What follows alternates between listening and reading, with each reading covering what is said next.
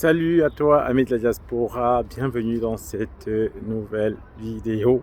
Et aujourd'hui, je voulais partager avec toi justement une partie de mon parcours lorsque j'étais étudiant. J'ai vécu avec environ 10 euros par semaine. Ah oui, c'est vrai, 10 euros par semaine.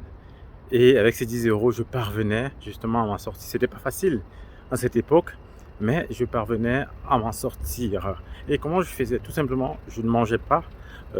J'étais à l'université, bien sûr. Je ne mangeais pas au restaurant universitaire comme tout le monde.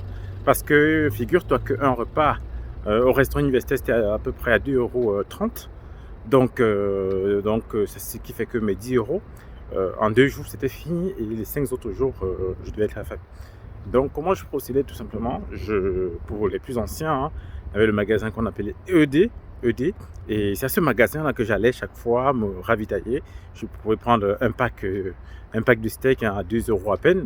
Euh, du pain, un pack de pain à moins de 1 euro. Tout coûtait à cette époque moins cher par rapport à aujourd'hui. Les choses étaient vraiment moins chères. Ce qui fait que voilà, je prenais une bouteille de lait, je prenais juste le nécessaire. Mais je mangeais même pas du poulet. C'était rare. En fait, le jour où je faisais de la fête, où j'avais pu avoir 14 euros, c'est là que je pouvais m'acheter un poulet, je sais plus, à 3 euros. Mais voilà, c'était vraiment rare. Donc avec ces 10 euros là par semaine, je parvenais à m'en sortir. Et je n'avais pas moi-même les moyens à cette époque aussi même de pouvoir prendre un pass pour les deux transports. Ce qui fait que voilà, j'habitais près de l'université, donc j'y allais à pied. Ou lorsque je voulais me rendre en ville, voilà, j'allais à pied, ou alors à un moment je me suis acheté un vélo pour pouvoir réduire mes frais. Donc comme ça, avec 10 euros, il était possible de vivre. C'est comme ça que j'ai vécu.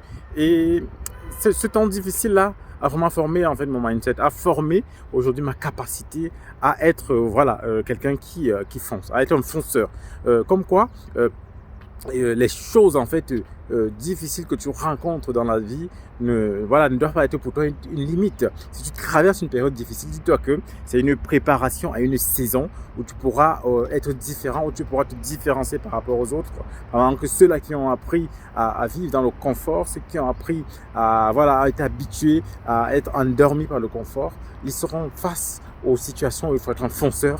Ils seront un peu comme endoloris, ils seront aseptisés, ils n'auront pas cette capacité, cette niaque comme on dit, pour pouvoir foncer lorsqu'il y a des projets. Donc quand tu traverses les temps difficiles, pour toi que ce ne soit pas une fatalité. Les temps difficiles ne sont pas une fatalité, les temps de manque ne sont pas une fatalité. Les temps de manque sont une période de formation pour celui-là qui veut bien le voir. Celui-là qui veut le percevoir ainsi, c'est un temps de formation. Mais pour celui-là qui veut se plaindre, les temps de manque, les temps où on n'a pas assez, voilà, c'est simplement un temps de plainte où on se dit qu'on n'a pas la chance d'être comme les autres. Parce que voilà, j'avais des étudiants, je me rappelais à l'époque, j'avais des collègues gabonais, ils étaient boursiers. Donc ce qui fait qu'ils n'avaient pas à réfléchir s'il fallait travailler, parce que je travaillais justement.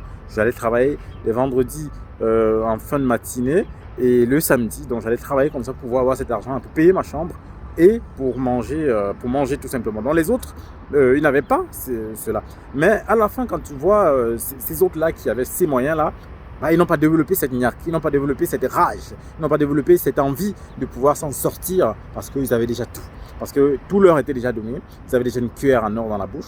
Alors que d'autres, ceux qui n'ont pas la cuillère, ils développent la niaque, ils développent l'envie d'aller loin, ils développent l'envie de s'en sortir, ils développent le rêve de pouvoir s'en sortir à un moment de cette situation qui est difficile, Et dis-toi que c'est temporaire, que c'est un temps de formation. Si tu traverses un temps difficile, et lève-toi, continue de te former, continue, si tu es encore vraiment dans cette phase où tu n'as pas encore une situation pour investir, tu te formes, tu suis les vidéos en ligne. Si tu ne peux pas acheter des formations, ce n'est pas grave.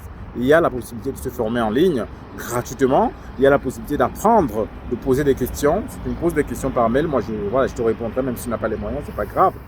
Et derrière, tu te prépares comme ça. Lorsque les saisons favorables arriveront, tu pourras te lancer. Et comme ça, commencer à investir de manière rentable. Donc voilà ce que je voulais partager avec toi, comme mon histoire et les leçons que tu peux en tirer de cette histoire. À très bientôt sur la chaîne Nimo Diaspora.